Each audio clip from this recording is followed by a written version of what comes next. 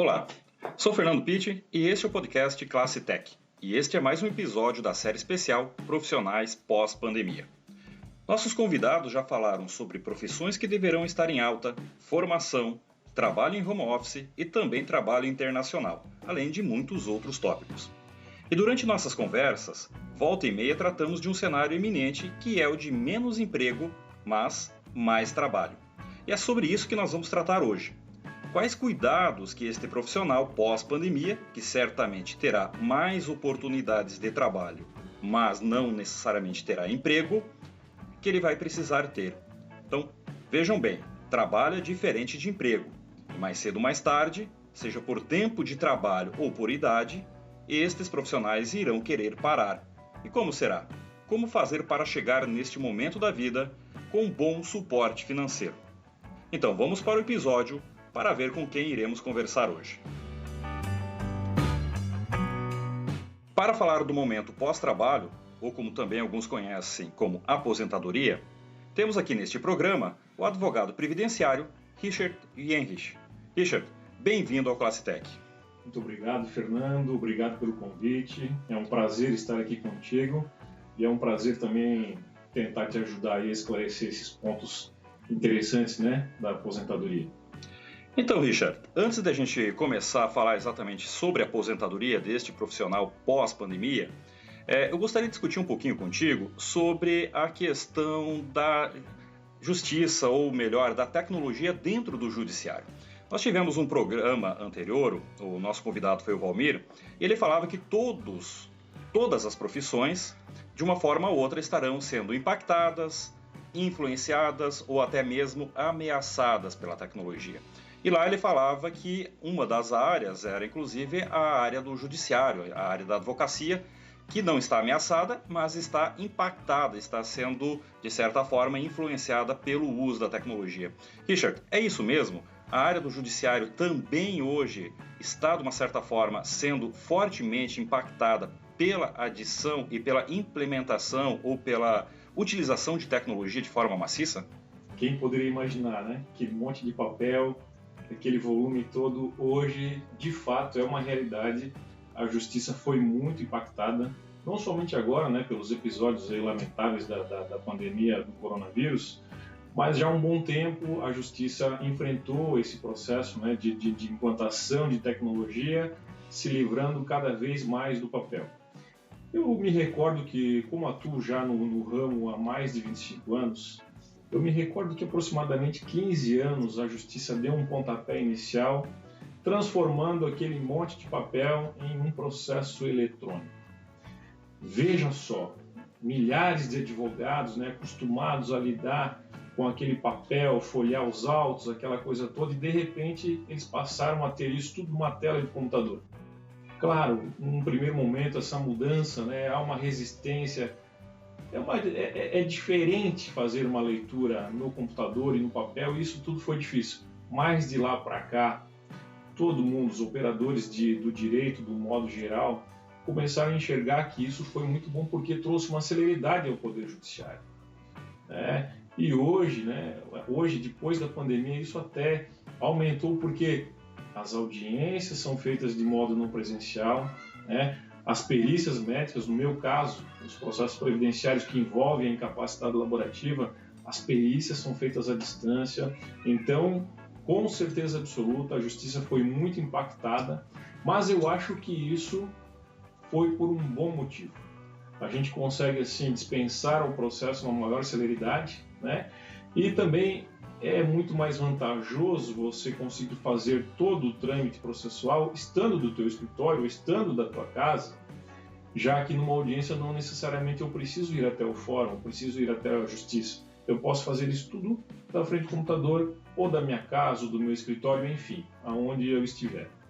Então hoje não há mais a necessidade do advogado ir até o fórum, fazer a protocolação de N vias. Eu lembro que no passado, quando eu precisei de alguns trabalhos, inclusive na justiça, tinha que fazer a protocolação com uma via que ficava, uma via que voltava, um papel que a gente tinha que guardar para o resto da vida. Isso hoje não precisa mais, então. Não.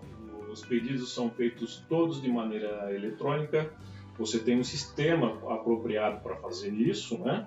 Você faz o protocolo, não há necessidade de ter nada impresso, do computador, faz o protocolo, já cai lá no servidor da Justiça e o processo, então, é impulsionado através desse programa, né? Então, é muito melhor do que sair até o fórum, perder uma lauda na metade do caminho, ou perder o protocolo, essas coisas aconteciam, né? Então, de fato, é muito mais vantajoso e é tudo feito via sistema. Não há mais a necessidade de protocolo, de papel, essa coisa toda. Imagino, então, que também para acompanhar o processo também se torna mais fácil. Não precisa ter alguém em casa para receber aquela carta registrada, correr o risco de o porteiro receber, mas não informar, perder, acabar... Eu não sei como é que é o termo jurídico, quando a gente não comparece, acaba perdendo a causa por não comparecimento. Exatamente. Então, isso hoje já não corre esse risco também. Não. Claro, as intimações processuais, durante um processo, são reiteradas intimações, né? São promovidas muitas intimações de todas as partes que estão envolvidas ali no litígio. Como você colocou, as partes hoje não têm mais a necessidade de serem intimadas por correspondência ou algo do gênero. O próprio sistema emite a intimação e a parte já é intimada sem maiores burocracias e demora. Isso automaticamente deixa o processo mais rápido, mais célere, né? Evitando esses disparos de correspondências e tudo mais. Então, de fato, houve uma melhora significativa nesse sentido. Legal, então hoje o advogado e os seus assistentes necessariamente eles precisam dominar a tecnologia, pelo menos o uso delas então, e isso é inevitável. Com certeza, além de possuir, né, o conhecimento na área do direito, é preciso também entender um pouco de como funcionam, também não precisa ser um gênio da informática ou algo parecido.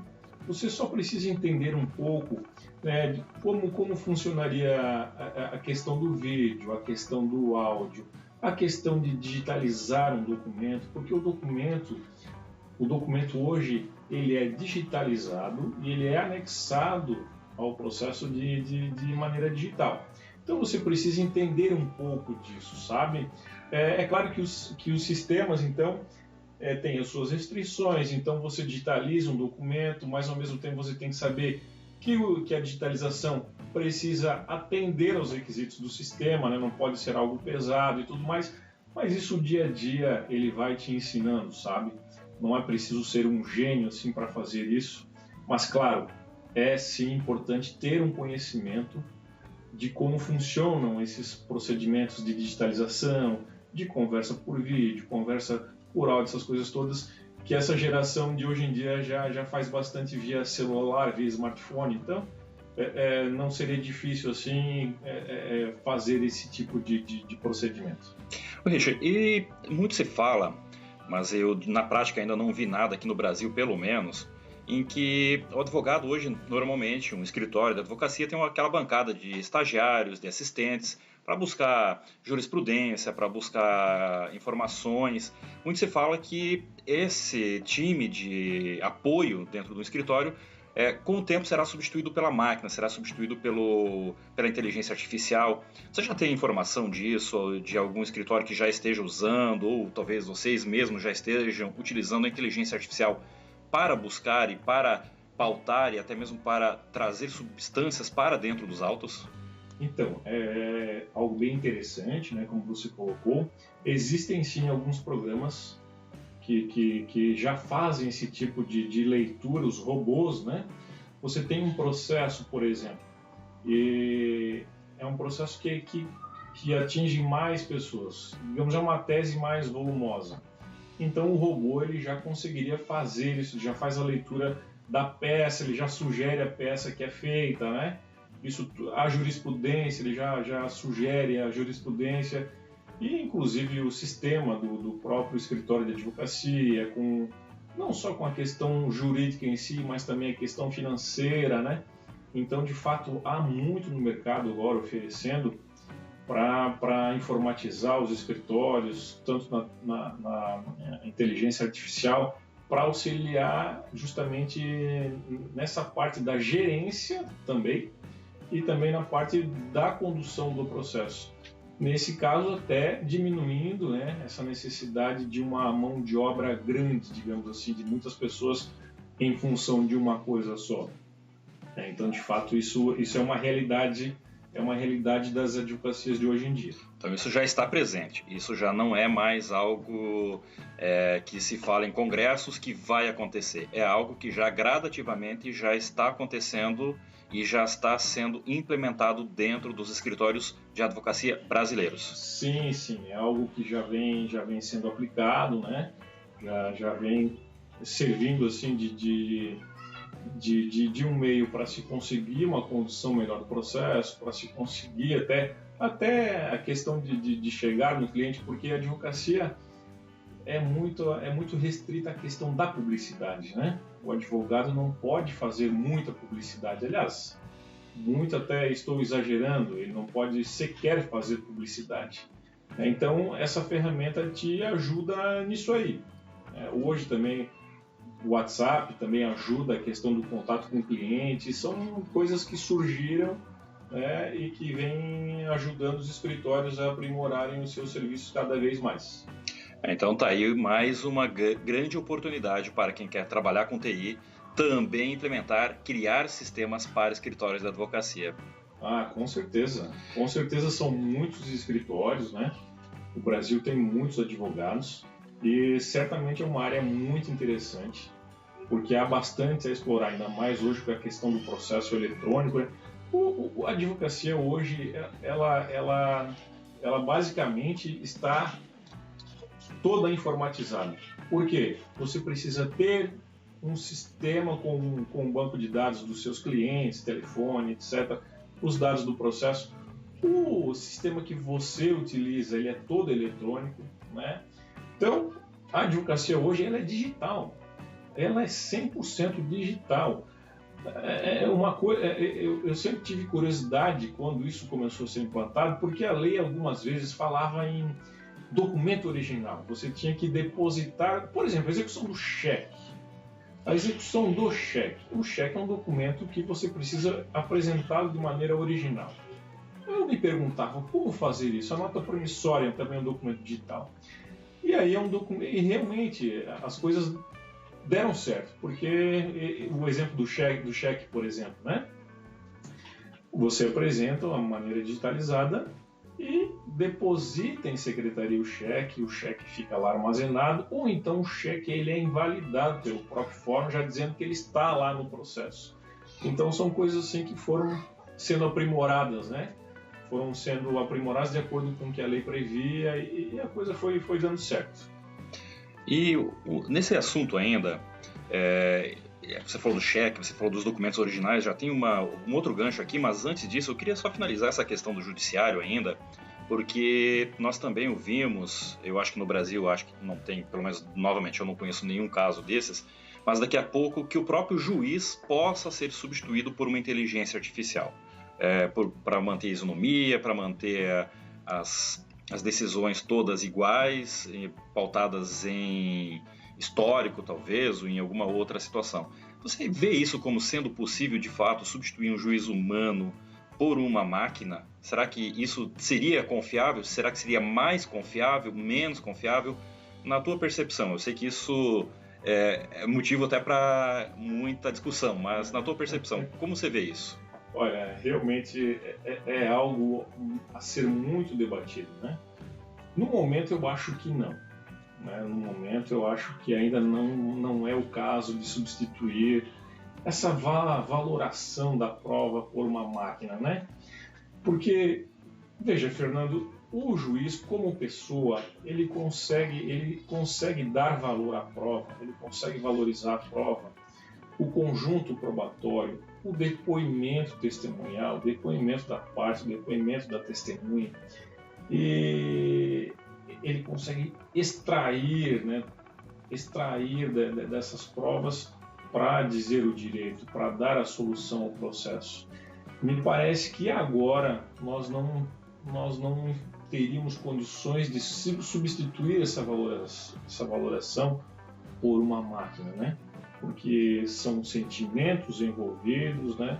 E tudo mais. Então, eu te diria agora que, no momento, eu acho que não seria ainda o caso.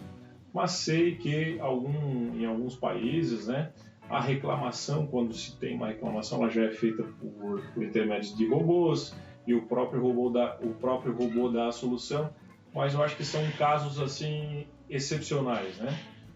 Casos que envolvem um litígio maior é um pouco complicado.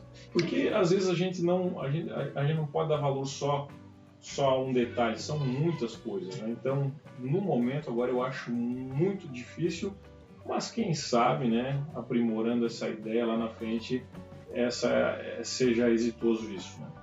Bom, vamos ficar de olho, então, vamos ficar acompanhando o que virá também na questão das decisões, né? Eu acho que você tocou um assunto aí bem interessante, que é a questão do sentimento, né? Porque hoje a máquina, ela já consegue fazer algumas leituras, mas para isso precisa ser muito treinada ainda. E uma pessoa, um humano, consegue fazer essa leitura muito mais fácil e em tempo real, né? Com certeza, né? Com certeza, por exemplo, eu atuo no direito previdenciário e, às vezes, né, um dos princípios que a gente sempre sustenta é que, na dúvida, a decisão deve ser, em dúbio pro mísero, a gente chama, que na dúvida vai para o miserável o pensamento, né?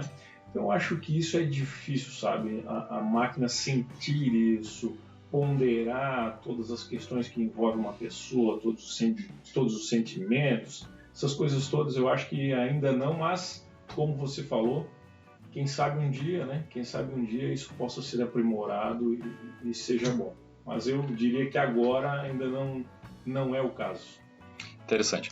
E voltando um pouquinho, você, alguns instantes atrás, você falou ali na questão de documento original. Documento original me remete necessariamente a cartórios. E hoje o cartório você precisa ter firma reconhecida por legitimidade, por semelhança, tem que ter a documentação original, tem todo esse trabalho envolvido em relação, ou melhor, não só o trabalho envolvido, mas também todo um custo envolvido e que não é barato. Nessa questão dos cartórios, hoje nós temos a tecnologia do blockchain que permite você fazer registros que são imutáveis, que são públicos ou não, dependendo do blockchain que você estiver utilizando, que dá uma garantia total de uso. Você vê que os cartórios, com o tempo, será que eles também poderão ser substituídos?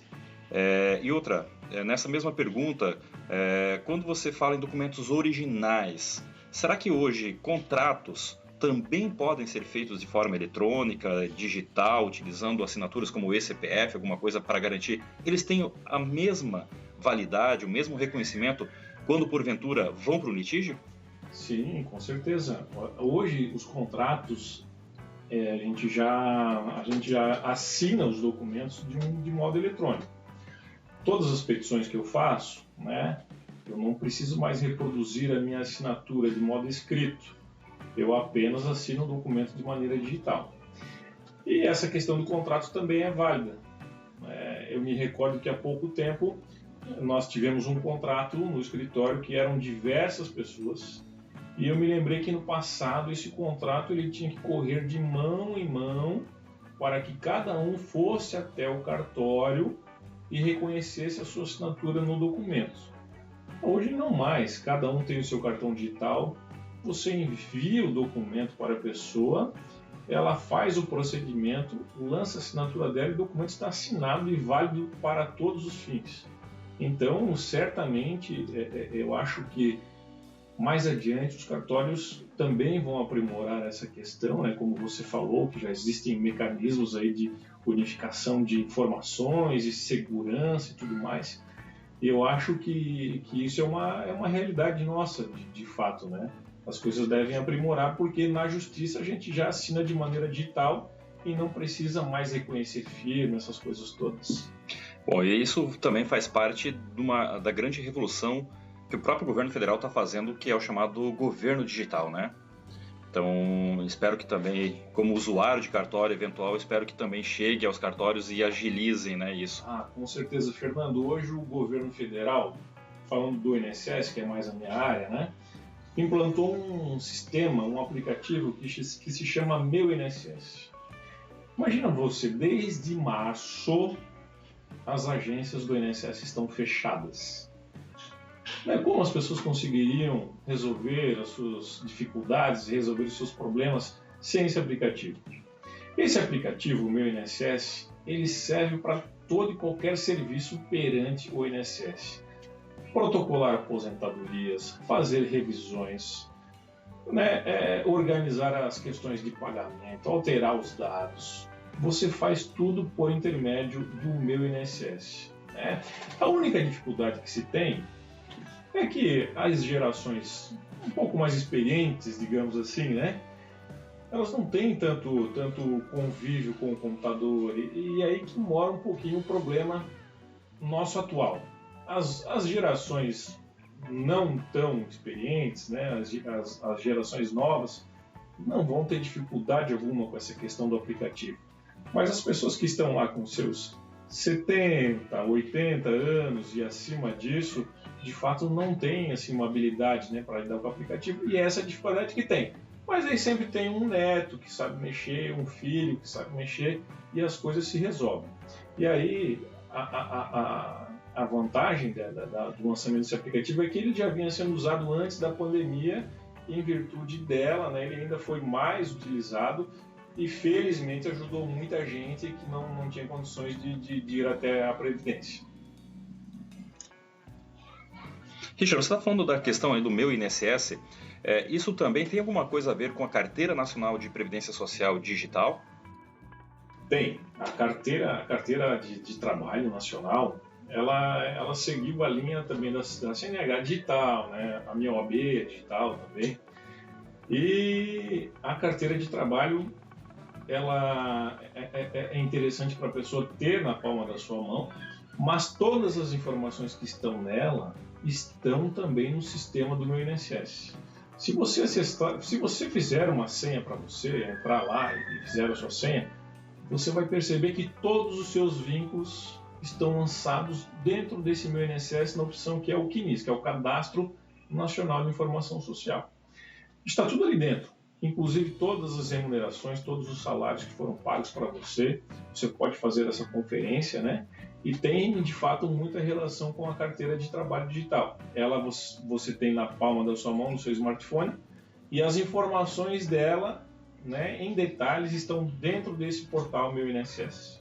Bem, você falou um negócio aqui bem interessante que eu recentemente também baixei na minha carteira de trabalho digital, e eu sou daquela época que ainda gravo, eu tenho tudo guardado, eu ainda tenho meus primeiros olerites guardados, porque eu lembro quando meus nonos, alguns tios foram se aposentar, tiveram que buscar tudo, tiveram que resgatar coisas de empresas que talvez nem existiam mais, e aquele trabalhão todo. Então eu venho guardando isso, imprimindo. Hoje o olerite já também é digital, então eu venho imprimindo eventualmente alguns para guardar.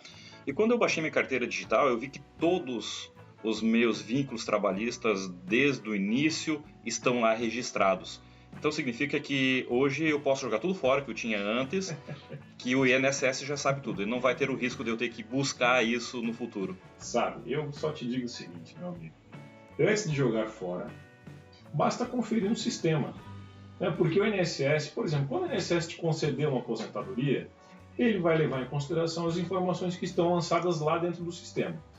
Se porventura alguma informação que estiver lá não retrate a realidade, por exemplo, o meu salário no ano de 2005, eu estou vendo aqui pela folha de pagamento, meu salário era X e lá no INSS está Y. Então eu preciso corrigir isso. Então, antes de você descartar esses documentos, você precisa, de fato, conferir se no sistema as informações estão lançadas corretamente. Se não estão, então eu recomendo que ainda você guarde aquele determinado documento que faça a prova disso, para quando chegar o momento de você se aposentar. O nosso sistema, Fernando, ele é relativamente novo. As informações que constam do CNIS são posteriores a 82, a partir de janeiro de 82. Então, dificilmente um sistema do Meu INSS tem alguma informação antes disso. Por isso que é muito comum a gente ouvir as pessoas que já se aposentaram um tempo Justamente isso que você falou. Nossa, eu tenho que guardar isso para levar tudo lá para o INSS. Porque o INSS, de fato, não tem informação desse período. E era importante as pessoas guardarem isso até para se valerem do seu direito de reclamar depois. Lá no escritório eu atendo muita gente que trabalhou na década de 60, na década de 70, e obviamente isso não está no sistema. E aí ele só consegue, né, o cidadão só consegue comprovar esse tempo mediante a apresentação da carteira de trabalho. Mas se você tem isso tudo em mãos e no sistema essas informações estão perfeitas, não há por que guardar, porque o sistema do meu INSS, por uma ordem legal, por uma lei, né, determina que as informações ali lançadas sejam indiscutíveis. Então, o que está ali, você vai se aproveitar para se aposentar. Interessante, eu acho que vou repensar e vou rever os documentos que eu tenho guardado lá, aqueles envelopes cheios de papel lá, já mofando. Richard, e quando você fala em aposentadoria, também trazendo aí para os nossos parentes e conhecidos, eu lembro que teve, agora não lembro exatamente qual dos meus parentes, mas teve um deles que levou mais de ano para se aposentar. Talvez mais de um conhecido levou mais de ano. E sem contar que ia, voltava, tinha que levar, eu acho que é essa situação, né? Tinha que voltar no INSS, comprovar determinado vínculo, determinado tempo de trabalho, e assim passava um mês, passava 2, passava 6 meses, passava um ano, talvez até mais de 1, 2 anos. Hoje ainda é assim, demora mais de ano para uma pessoa conseguir a sua aposentadoria? Não, olha, certamente o teu parente comentou que acordava de madrugada para pegar a fila do INSS e retirar uma senha. Era assim que as coisas funcionavam. As pessoas saíam de casa de madrugada, né, para retirar uma senha na porta do INSS e para torcer para serem atendidas até as 2 da tarde, quando fechava a agência e ninguém mais era atendido. Então, isso hoje não existe mais. O INSS atende quase a totalidade dos serviços todos à distância, né? É claro que nós tivemos agora, num passado não muito distante, um acúmulo de trabalho por parte do INSS. Que há uns 2 anos o governo federal anunciou as medidas para a reforma da Previdência. Isso fez com que as pessoas corressem para a Previdência para conseguir benefício. Somado a isso, o INSS implantou o sistema 100% digital. Antigamente, você levava os papéis lá, o INSS tirava xerox e montava um processo administrativo todo físico para você. E isso não existe mais, o processo é todo digital. Então, corrida às agências por conta da reforma, migração do processo físico para o processo eletrônico e falta de reposição do quadro funcional. Os agentes e servidores do INSS estão se aposentando cada vez mais e não há uma reposição desse quadro. Então, por que eu te falei que num passado não tão distante nós tivemos uma demora? Justamente por isso, por essas 3 questões que eu te falei, né? Mas hoje quando a questão da reforma agora já foi superada, a reforma surgiu em novembro, né? As pessoas já estão assim agora se acostumando com essa ideia da reforma. Hoje um processo pode ser resolvido em pouco tempo em virtude dessa questão da digitalização. Se eu já tenho todas as informações lá no INSS, se eu não tenho nenhum tempo controverso, né? O meu tempo é o que está lá, a aposentadoria pode ser no mesmo dia.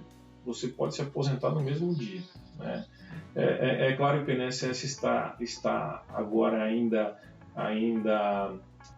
fazendo todo o trabalho de acabar com essa fila de espera, né? A gente tem ouvido muitas pessoas falar a fila de espera do INSS, essa fila digital. O governo até trouxe algumas ideias de militares para despachar isso e tal, aquela coisa toda. Mas assim que terminar essa fila de espera, o INSS vai despachar rapidamente esses casos, porque são todos digitais, as informações estão todas ali na frente do monitor. E como você falou, não há necessidade de idas e vindas, né? Se o INSS precisa de algum documento, ele te dispara uma notificação por e-mail, você junta o documento no processo, tirando uma foto do seu telefone ou escaneando do seu scanner, enfim. você pode resolver sem maiores burocracias e sem andar quilômetros, né, para cumprir uma ordem do INSS. Então a tecnologia ela está impactando positivamente o sistema judiciário como um todo, mas também o INSS também está indo pela mesma onda. Então a gente diz que a tecnologia, podemos afirmar de certeza que ela está impactando positivamente o judiciário, os escritórios da advocacia, o INSS e também facilitando a vida das pessoas, dos contribuintes que vão requerer sua aposentadoria. Com certeza. Eu sou fã da tecnologia. Como eu falei no começo da nossa conversa, da nossa agradável conversa, diga-se de passagem, eu peguei uma fase que ainda era tudo físico, tudo no papel, difícil de lidar, aquela coisa toda, né? E caminhei para essa questão da informatização. E eu acho que ela, de fato, veio para ajudar e está ajudando. Claro que tudo tem as suas críticas, né? Aí, às vezes a gente percebe que uma decisão já está um pouco mecanizada, como a gente costuma falar, né? Entrou na vala comum, por exemplo, assim. Mas são questões que a gente deve lidar e deve se ajustar a isso e combater isso. E, do modo geral, eu tenho assim, uma convicção que sim, que a tecnologia ajudou muito e vai ajudar ainda muito todo o Poder Judiciário, escritórios de advocacia e o INSS. Se não fosse o aplicativo do meu INSS, imagine só, desde março os segurados não iam conseguir fazer nada perante a Previdência Social. E isso não tem cabimento, né?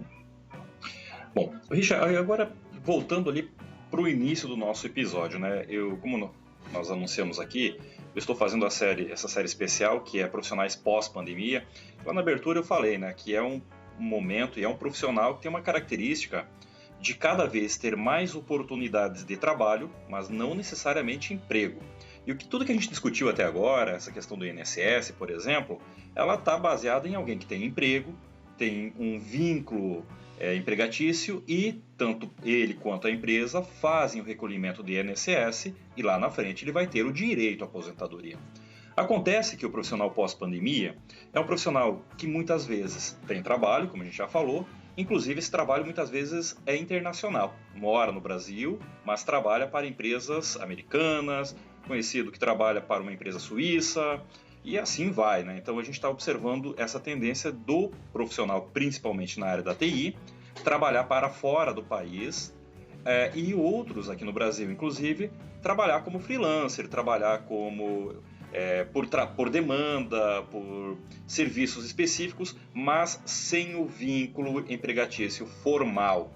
Esse profissional, que é cada vez mais a tendência do profissional pós-pandemia, principalmente o profissional de TI. Esse profissional, ele vai ter direito à aposentadoria daqui a alguns anos também?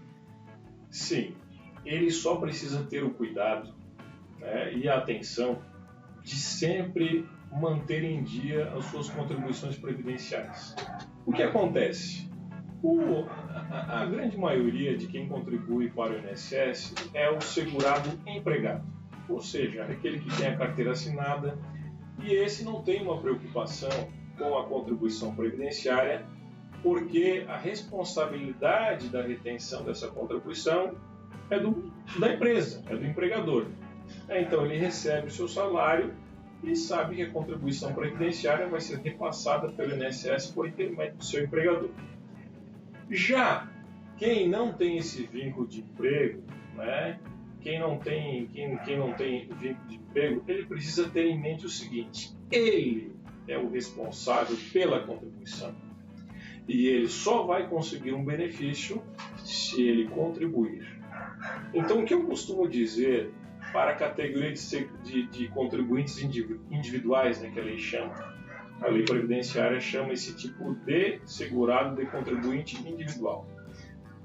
Ele precisa ter o cuidado de já embutir no custo de sua prestação de serviço essa contribuição previdenciária, para que ele não deixe de contribuir com isso. Porque lá na frente essas contribuições fazem diferença, sabe, Fernando? As reformas da Previdência sempre foram assim, algo que se tornaram realidade aqui no nosso sistema. E para você ter uma ideia, no começo, quando a lei foi instituída lá na década de 60, a lei previa um tempo mínimo de 5 anos para a pessoa se aposentar. Uma X idade e 5 anos de contribuição. 5 anos de contribuição não é nada, né? Os anos foram passando e esse tempo aumentou para 15. Aí agora, recentemente, aumentou de novo. Então, por isso que o profissional de TI ele deve ficar sempre atento a isso, já que ele não tem a sua contribuição descontada, porque ele é o responsável.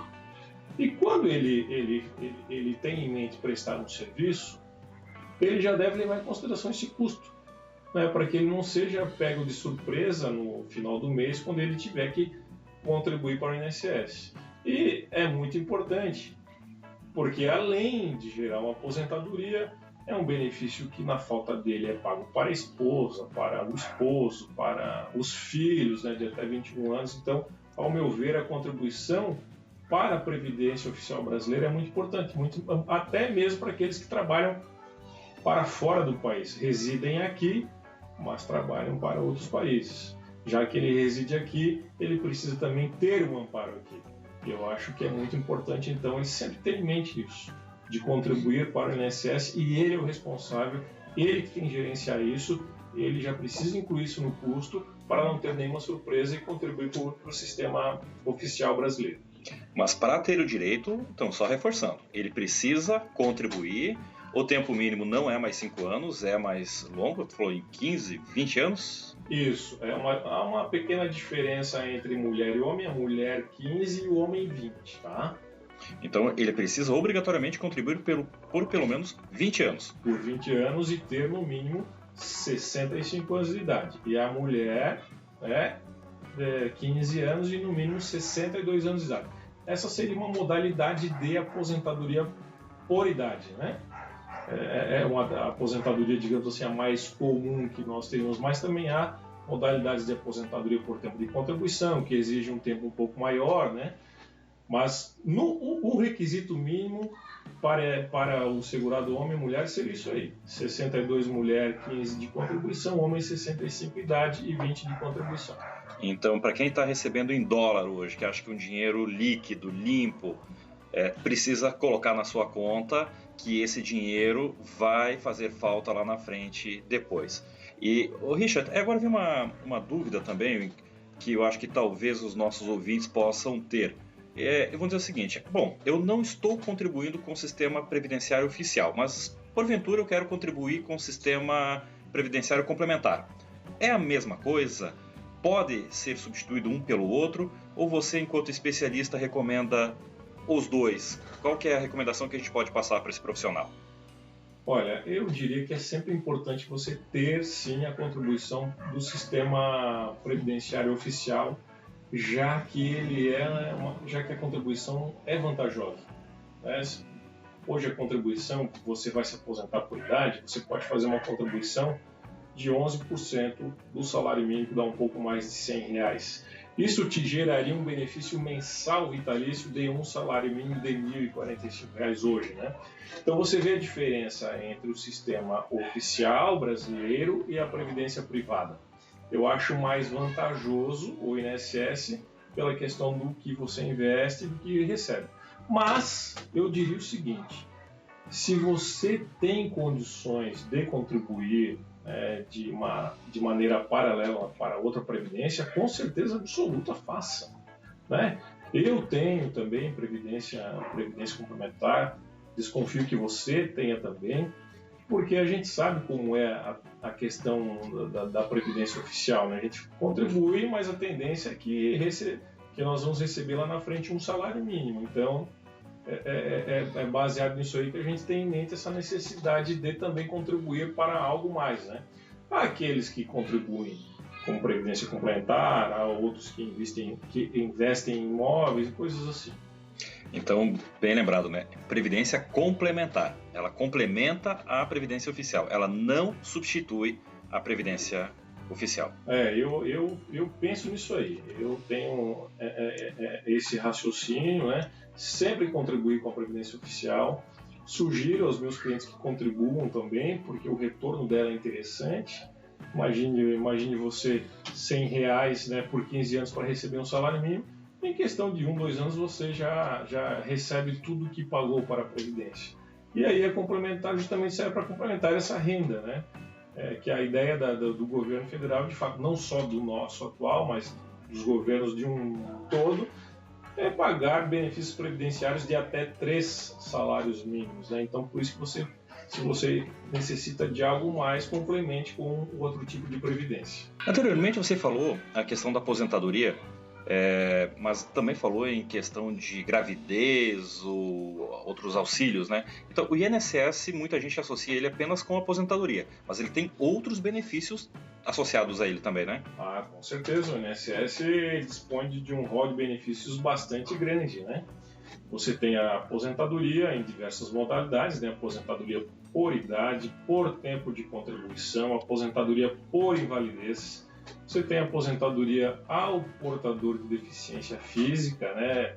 Aí você tem também os amparos sociais ao idoso, o amparo social ao portador de necessidade especial, ao deficiente mental. Tem também o benefício de auxílio acidente, que é aquele benefício pago ao trabalhador que sofreu um acidente e que ficou com uma sequela que hoje impede ele de desempenhar 100% da sua capacidade laborativa. Tem a questão do salário maternidade, como você falou, o auxílio doença, é um benefício muito solicitado, porque o empregador ou o contribuinte autônomo recebe até 15 dias por parte do empregador e depois o resto o INSS é quem paga. Tem a pensão por morte também, que ela é paga aos dependentes, né, no caso de falecimento do titular do benefício. É um rol bastante extenso de benefícios, sabe? São muitos benefícios que a pessoa teria direito se ela está em dia com as suas contribuições. Bom, então, para a gente concluir essa parte da nossa conversa, profissional pós-pandemia, que é o profissional geralmente na área da TI, que é uma das profissões que mais será demandado, como a gente já afirmou neste episódio e também nos episódios anteriores. Ele precisa ficar atento à sua contribuição oficial, mesmo que ele trabalhe para empresas fora do país, mesmo que ele trabalhe para sistemas de forma como freelancer. Ele precisa estar atento porque um dia ele vai chegar com seus 60, talvez 70, 80 anos, ele vai precisar ter esse subsídio. Com certeza, Fernando. O profissional que não tem um vínculo de trabalho, ou seja, que não tem uma carteira assinada, ele é o dono da sua contribuição. E, assim como todo cidadão, deve pensar no futuro, né? Deve pensar também na sua família e, ao meu ver, com certeza ele sempre deve contribuir para o sistema previdenciário para lá na frente ter direito pelo menos a um benefício, né? Ter direito a um benefício de aposentadoria ou enfim algum outro benefício que o INSS disponibiliza aí na sua gama de benefícios. Eu acho que é por isso aí mesmo, como sempre ter em mente, né, essa contribuição, porque lá na frente a gente nunca sabe o que pode acontecer. E aí, se ele tem essa contribuição, pelo menos ele tem um amparo aqui do governo federal. Então é isso aí, vou deixar mais uma vez o reforço. Se você é esse profissional pós-pandemia que está ganhando em dólar hoje, fique atento.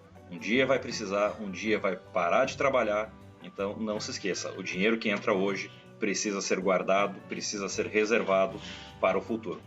Richard, infelizmente já estamos chegando ao final do nosso episódio, mas antes eu não poderia finalizar ele sem pedir a sua recomendação. Eu tenho feito isso com os nossos outros convidados também. Qual seria a sua recomendação hoje para pais, para professores e até mesmo para alunos que estão nos ouvindo que querem seguir a carreira de direito? Gostam do direito e mesmo sabendo que a tecnologia é muito mais atrativa para alguns, mas outros querem ir para o direito. Mas para quem quer ir para a área do direito, seja o judiciário, seja a advocacia, mas com todo esse envolvimento tecnológico que nós estamos vivendo hoje, qual é a dica que você deixa para esses pais, para esses professores que estão estimulando os alunos para essa área e para os próprios alunos? Eu acho que hoje os profissionais do direito eles devem observar sempre o mercado que tem à sua volta. O mercado ele muda muito, sabe, Fernando? E a pessoa que entra nesse ramo, ela deve ficar atenta a essas mudanças, né? E se ajustar a essas mudanças de mercado. Eu me recordo que falar com o advogado, o cliente falar com o advogado, era sempre algo distante, sabe? O cliente ligava no escritório, a secretária, a recepcionista anotava o recado, falava com o advogado, retornava para o cliente e o cliente nunca chegava no advogado. Hoje, veja só, como eu trabalho lá no escritório? Eu trabalho em contato diretamente com o cliente tem meu telefone, tem meu WhatsApp, ele me manda mensagens, ele me manda áudios, me manda arquivos. A gente tem esse contato direto e isso é uma exigência hoje do mercado. São muitos advogados, imagine você, o cliente me chama, precisa de algo urgente, liga no escritório, não estou no escritório, ou às vezes nesse meio tempo o recado se perde e nisso você já perdeu o cliente, já perdeu o trabalho. Então, o que eu diria para os operadores do direito, para quem quer ser advogado, fique de olho de como anda o mercado e se ajuste a essas necessidades do mercado, que isso aí é muito importante e sempre vai te fazer seguir adiante. Esse é o meu recado. Bom, e para quem está ouvindo também, quero aproveitar e convidar para conhecer outros podcasters também de educação. Eu vou deixar aqui na descrição do episódio, que é linktree/podcast educação. E também convidar para conhecer um outro projeto aí de um grande amigo, do Pedro Gonçalves, que é o Pêssego Podcast. Eu vou também deixar aqui na descrição do episódio os 2 links para vocês acessarem. Richard, muito obrigado pela participação. E para nós finalizarmos o nosso episódio, eu deixo a palavra aberta aí para você fazer as suas considerações finais e também para divulgar os serviços, divulgar o próprio escritório, ou as pessoas que porventura quiserem chegar até você, como é que fazem? Fernando, eu que agradeço, foi um prazer, foi um bate-papo aqui muito agradável. Espero que nós tenhamos ajudado as pessoas, né, a entenderem melhor um pouco como funciona a questão aí do processo da aposentadoria. E quando precisar de mim, eu estou à disposição. Sou advogado da banca Isla de Pinto, advogados, e sempre estou à disposição aí. Se alguém precisar, estou às ordens. Eu vou deixar aqui na descrição do episódio também o telefone e o site do escritório para chegar também até você. Então, Richard, muito obrigado. Muito obrigado a você, ouvinte, também pelo seu download e por compartilhar este episódio com seus amigos e familiares. Se não compartilhou ainda, faça isso agora mesmo, não custa nada. E não se esqueça, siga nosso feed, envie seus comentários e deixe sua avaliação lá no Apple Podcast ou no agregador preferido que você utiliza para ouvir o nosso podcast. Quer mais conteúdo como este? Acesse fernandopitti.com.br. Um grande abraço e até a próxima semana.